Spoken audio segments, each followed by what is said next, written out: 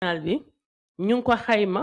Sénégal mu ngi dépensé woon 11 milliards de francs CFA ñu daal di yem huitième de finale ci coupe du monde 2022.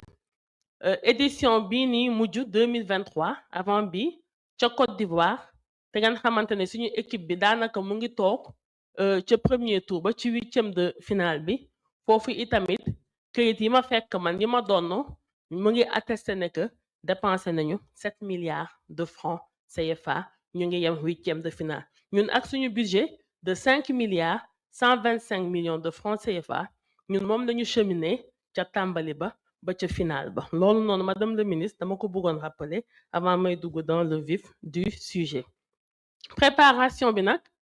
dama njëkk a yónnee mission de presse am yónnee naa ñaari yoon Maroc gannaaw ba match de qualification coupe d'Afrique bi weesee loolu jaratul ñu ciy dellu si parce que man bi may jël leng yi fekk na équipe bi joué na yenn match de qualification à cette coupe d'Afrique yu bëri loolu noonu jarul ñu ci ñëwaat.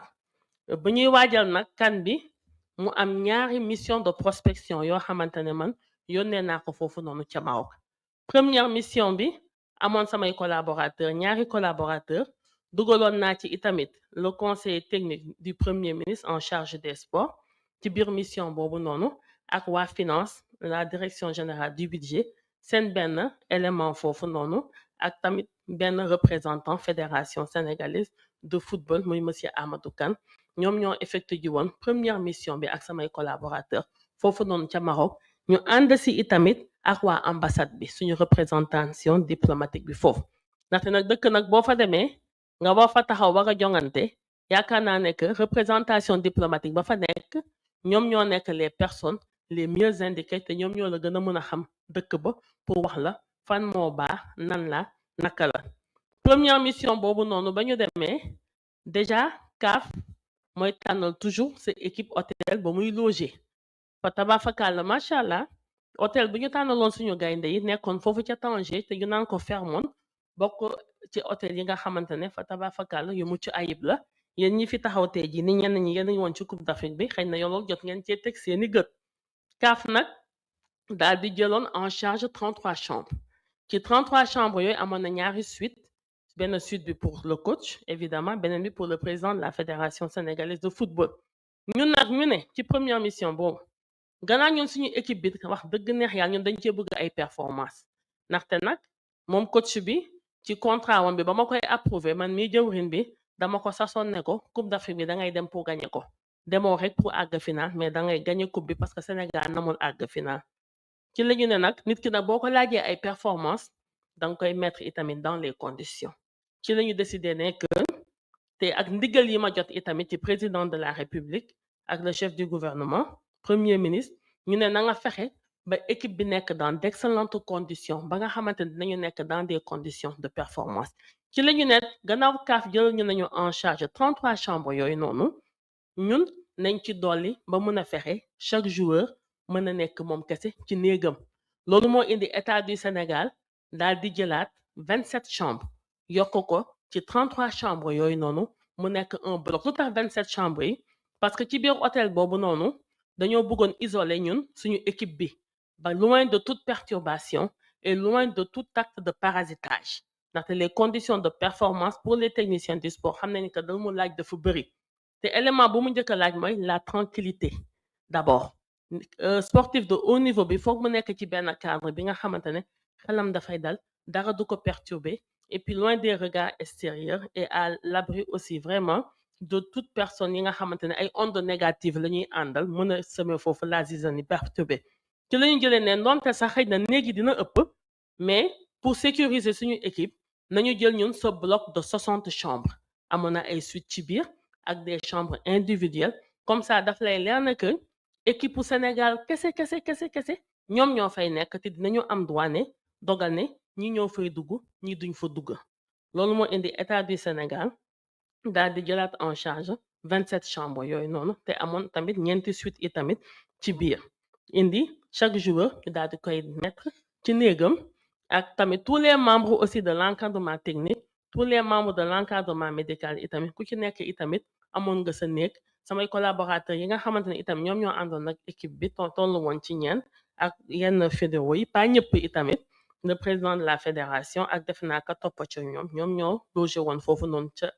ak équipe bi les autres membres du COMEX ñoom dëkkuñu woon foofu loolu première mission boobu wax dëgg moo permettre ñu mën a stabiliser loolu identifier waale itamit hôtel bi nga xamante ne foofu la ñuy loger ñun suñu supporters yi buñ leen yóbboo ca Tanger ànd ci ak waa ambassade du Sénégal foofu noonu ca Maroc loolu moo indiwaat itamit ñu ne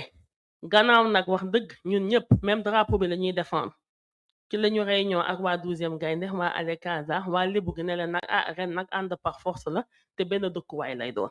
ba ñu demee foofu itamit ca Maroc ca Tanger yàlla yombalal ñu ko ñu am benn hôtel bi nga xamante ne amoon na benn capacité bi nga xamante ne mënoon na contenir les 300 supporters pratiquement mënoon na jël 320 personnes ba 330 personnes ci lañ ko daal di aussi identifier noonu muy hôtel Andalousia yéen ñi ñëpp demoon gis ngeen loolu foofu la ñu logé woon tout le groupe de supporters bi nga xamante ne jóge woon nañu fii ñu daal di leen yóbbu foofu noonu waa Alekaza waa Lébu gi waa 12e gaynde ku ci nekk itamit ak sa cuisine ak sa lëpp et tout première mission boobu ba mu weesee itamit amaatoon na beneen deuxième mission de prospection mais boobu waa ministère samay collaborateur ñaar laa yebaloon ak waa ambassade bi pour ñu mën a dem finaliser li nga xamante ne signer contrat yi parce que itamit Coupe d'Afrique la demande bi c'était très élevé te boo yéexee gars yi jël ko ci la ñu demee daal di finaliser lépp signer les contrats de prestation daal di confirmer hôtel bi nga xamante ne ñoom moom la ñu identifié woon ci seen première mission pour les supporters maintenir itamit le bloc de résidence bi nga xamante ne moom moo nekkoon foofu noonu ca hôtel Fairmont ñu daal di koy booké ne léegi lii pour équipe bi la loolu daal di féetewoo boor waa ambassade du Sénégal ma ciy profito itamit di leen remercier bu baax a baax ci seen taxawaay bi nga xamante ne am nañ ko foofu itamit ci suñu préparation bi itamit ci la ñu déterminer la logistique le transport parce que comme si 300 supporters lañ doon affrété foofu ak waa ambassade bi ñu ne en plus de ce groupe de supporters ndaxte mënoo jël ñëpp jëlee Sénégal yóbbu ñëpp xam nañ ne dem Maroc da ngay jël avion wala boo jëlee oto itamit c'est des frais ci la ñu ne nag léegi en plus de ce groupe de 300 waa ambassade ba foofu noonu ak ay collaborateurs am ne ñoom mën nañu mobiliser pour chaque match de notre équipe nationale lu mat 750 supporters loolu moo indi woon chaque match en plus de ces 300 supporters mais dina doon am 750 supporters au-delà même tableau de répartition yëpp man dañ ma ko doon envoyé au fur et à mesure match yi di jàll daanaka lu mot 1000 tickets ba 1200 tickets dañ ko daan distribuer chaque fois bu Sénégal doon jouer waroon jongante ak équipe adverse may wax ne que supporters yi état du Sénégal moo ko jël en charge du début à la fin ci seen transport ba ñuy dem ba ñuy ñëw itamit ci seen vol spécial ci seen hébergement ci seen restauration ci seen budget bi nga xamante ñun bañ koy xayma ñun ñu ngi ko calculer woon pour chaque supporter benn montant 10 000 francs CFA nga xamante ne dañ leen ko doon jox chaque président de groupe pour ñoom seeni lekk comme ça de telle sorte que kenn du fa tumranke kenn du fa xiif kenn du fa mag parce que na balaa ngaa mën a supporter na foog nga lekk ba suur te yaakaar naa ne yéen ñëpp dégg ngeen ñoom seeni témoignage à l'unanimité nee na ñun ñu ngi doon rafetlu condition d'hébergement yi ñu leen tegoon ak condition de vie yi nga xamante ni itamit ci la ñu nekkoon amuñu woon benn problème de transport pour dem ca stade ba seetaane amuñu woon itamit benn problème tamit de ticket su ma ñëwee nag ci participation bi aussi purement et simple proprement dit ci participation bi ñu nag lu ñu ci gën a dimbali man lu ma ci gën a dimbali ci participation bi mooy juste avant may définir liste bi délégation bi dama jot rapport définitif Cour des comptes bi nga xamante ne moom moo doon saytu gestion Coupe d'Afrique 2021 ak gestion Coupe du Monde 2022 ndaxte nag ay mission de contrôle du ay question sanction wala réprimande mais dafay joxe ay recommandation ba nga xamante ne yow mi fi nekk tey dina la permettre nga éviter yenn njumte yi parce que il est clair que tôt ou tard mission de vérification mission de contrôle dina am ci Coupe d'Afrique 2026 bi nii 2025 ba ma ko jotee nag ma gis ne que ci recommandation yi rapport bi nag c'est pas encore publié mais c'est un rapport définitif que ñoom relevé nañ ci lu ci mel ni la maîtrise de la taille des délégations nañu xool parce que dañoo gis ne que ci campagne jot a jàll taille de délégation yi dafay démesuré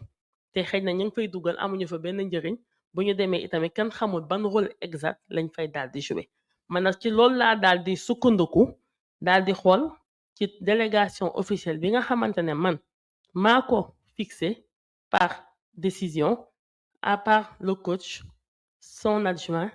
les membres de l'encadrement technique médical joueurs yi ñoom ñoo ci nekkoon le président de la fédération ak yeneen 3 autres administratifs collaborateurs yi nga xamante ne moom moo ñu ko jox ak man samay collaborateurs yi nga xamante ne ñeent lañu man maa leen ci dugaloon pour ñoom ñu mën fa nekk tous les jours di ma defal le reporting di ma defal le compte rendu bu problème amee et tout ñu mën ma revenir noonu laa déterminer la taille de la délégation mais nag may préciser waat que ne bokkoon ci taille de délégation boobu noonu itamit taxut woon nga am droit aux primes may def la différence il y a les primes que l'État du Sénégal s'est engagé à verser aux joueurs et aux membres de l'encadrement technique et médical loolu ça n'a rien à voir avec les récompenses qui ont été octroyées allouées par Monsieur le Président de la République suite au sacre du 18 janvier au soir le président de la République moo kontaan bëggalee ko équipe bi bëggalee ko gaynde yi mais par ailleurs à côté de ces récompenses am na ay primes yi nga xamante ne yooyu noonu État du Sénégal moo koy jox coach bi tous les membres de l'encadrement technique médical et les joueurs au fur et à mesure ñoom ñuy performer te loolu noonu am na fu bëri fii ci Afrique ak ci àdduna bi nu équipe bi di gën a yéegee boo qualifié 8e de finale am nga prime de performance nga jóge 8e de finale dem quart de finale am nga prime de performance nga jóge quart de finale dem demi-finale la même chose nga dem finale it tamit loolu c'est les primes que l'État du Sénégal s'est engagé à payer am na yi nga xamante ne jot nañ ko fay ordre de virement bi et tout envoyé nañ ko au trésor public am na yi prime de demi-finale et de finale bi loolu itamit les procédures sont en cours te incha allahu rabbi ku ci nekk di nga jot li nga war a jot léegi nag souvent délégation officielle yi ñoom dañ daan percevoir aussi des primes de performance au même titre que les athlètes que les joueurs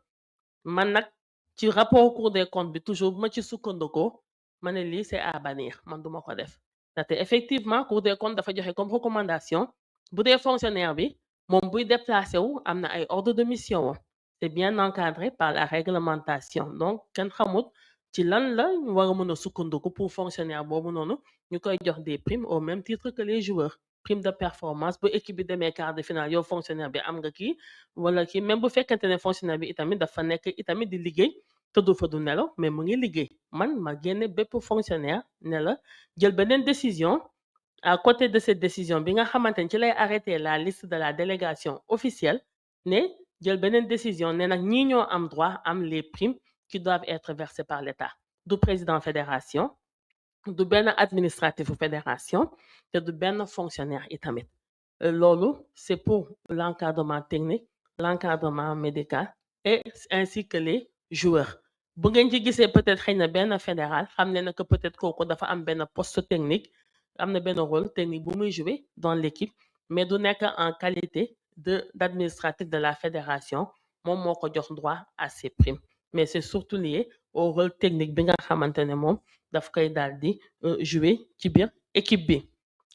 faf nag yàlla dogal ñu daal di gagner coupe bi moom président de la république joxe récompense ñu muy récompenser daal di ci boolewaale yenn membre fédération dégg ngeen ko ci discours am ak ñeneen itamit ci suñu participation bi itamit yéen ñëpp seetlu ngeen ne que déggu leen ci benn coow ci wàllum mobilisation supporters yi tout ça c'est très bien passé début ba peut-être jusqu'en finale xëy na ci ngeen déggee ay coowum bi stade may waxaat ne foofu noonu lépp li nga xamante ne ñun dañ ko planifié woon parce que ñun mësuñu am benn problème mu ticket déjà l'État du Sénégal ñun fédération moo ñu ko jëndal à hauteur de 50 millions de francs CFA comme ay tickets yi nga xamante ne ñun avant la compétition même ñun bloqué woon nañ ko moo ñu doon permettre chaque match ñu mën a jox suñuy supporters ak 750 yi nga xam ne dañ ko fa daan mobiliser et même au-delà jusqu'à 1200 supporters le tableau de répartition et tout ambassadrice bi di ma ko defal di ko jox samay collaborateurs ñoom itamit ñu ma koy envoyé c'est 750 supporters nga xamante ne ba Casablanca ba Rabat ba Fès Meknès Mohamed Dia Marrakech Tanger Kenitra am na ay Sénégalais yi nga xamante ne dañ fa daan jóge pour dem supporter ji suñu Lions yi foofu noonu ca Tanger noonu lañ ko doon répartir foofu noonu en plus de ces 300 supporters yi nga xam ne ñu ñoo leen jële woon Sénégal yóbbu leen fa seen moyen de transport logistique yëpp était à disposition à chaque fois bu ñu waree dem ca stade ba toutes les dispositions étaient prises benn retard du ci am ak leneen suñu final bi nag gis ngeen ne amoon na ay coowum billet mais coowum billet yooyu aussi may fàttali xam nga équipe buy dem final loolu noonu boo ko réservelee peut-être 1200 tickets du ko doy ndaxte final yooyu yeneen données spécifiques yeneen données mooy duggaat dina am ñi nga xamante ne xëj na sax ñoom prévoir wuñu woon dem seetaani Coupe d'Afrique mais ñoom dinañu dagg seen billet d'avion daal di dem ñi jóge Europe d'autant plus que Maroc gis ngeen ko dafa nekk ci diggante bi boo jógee Europe xëj na Europe de l'Ouest 24 heures lu mu bëri ngay dawal dugg Espagne itamit ay waxtu rek ngay def daal di dugg foofu jóge fii tamit Afrique de l'Ouest jóge Afrique ñooñu nekk woon li nga xamante ne itam mënoon nañ ko planifier ñun ñii nii ba nga xamante ne mënoon nañoo def benn réserve voire de ticket pour ñooñu mais après gis ngeen lu ci topp après amaatoon nañu xëy na benn augmentation et tout au-delà de ces 1200 tickets yi nga xam ne dañ ko daan am habituellement mu daal di ci dolleekuwaat ma ciy profité waale aussi di waxaat ne xëy na nag ñun xëy na amuñu ay culture wu jënd ay ticket wala di prévoir mais nag loolu foog ñu xaw ko mën a ci tuuti intégré ñun itamit ci suñuy habitude parce que da ngay gis sa des fois ci championnat yi feneen da nga gis ñi nga xam te ne ñoom durant toute la durée du championnat dañuy jënd ñoom place daal di koy bloqué mais nag comme ñun nag des fois sama classe gi dañuy wax naan dem final c'est aléatoire ak àgg demi-finale c'est aléatoire wóorut jënd sama ticket parce que mën naa jënd sama ticket sama équipe du dem final wala du àgg demi-finale te kon bu boobaa man damay perte yooyu noonu nag xam nga nag kenn mënu ko évaluer kenn mënu ko prévoir itamit et tout pour ñu daal di koy mën a def toujours tamit ci participation bi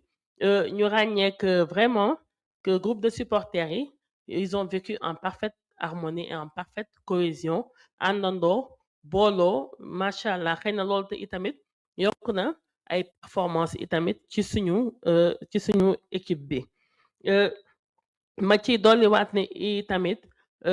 que mes collaborateurs qui étaient sur place parce que man ne moo fa woon tout le temps et tout ndaxte nag xam naa ne xëj na ñenn nañu ne lu tax madame le ministre moom toogu fa mais ma leen di xamal ne que ministre des sports buy tëj bureau di dem Coupe d'Afrique di fa toog 1 mois ministre des sports boobu kooku xamul luñ koy doyee ndaxte nag dans l'administration il y a la délégation de pouvoir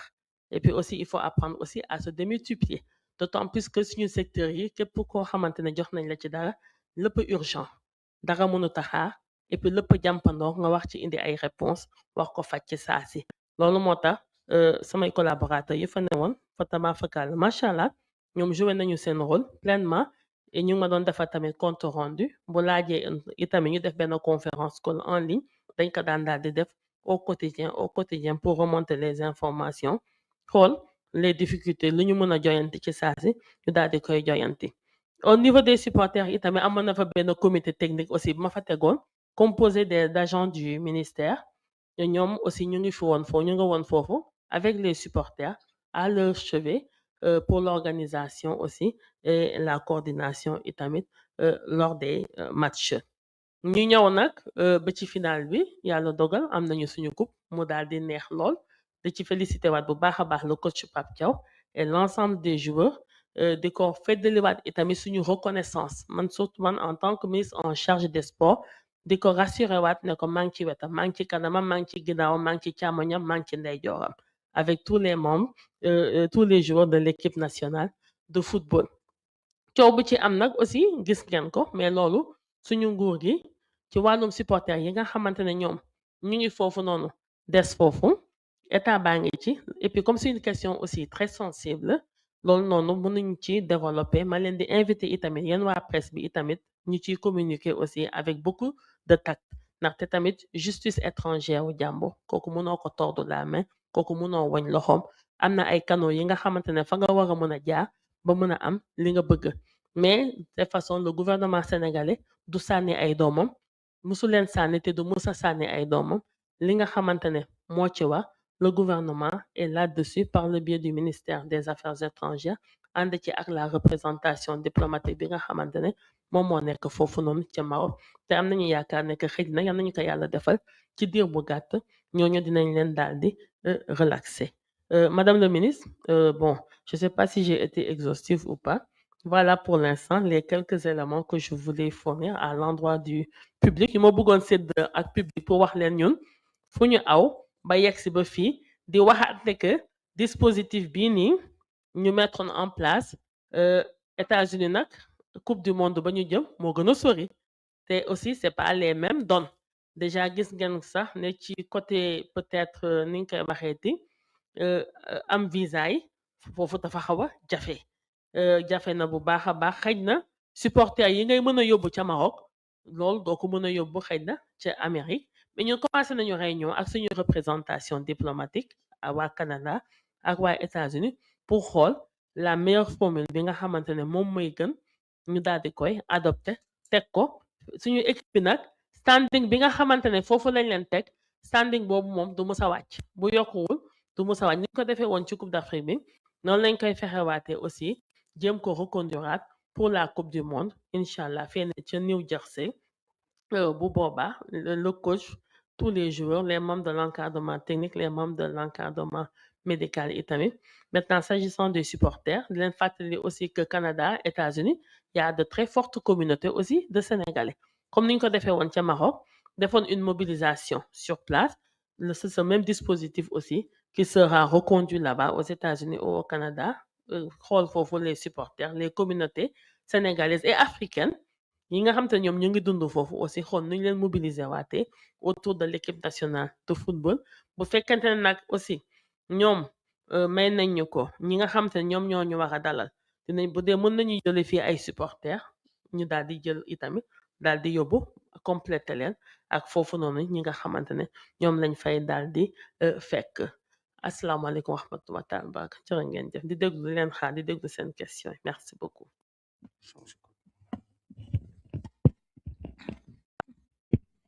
Merci.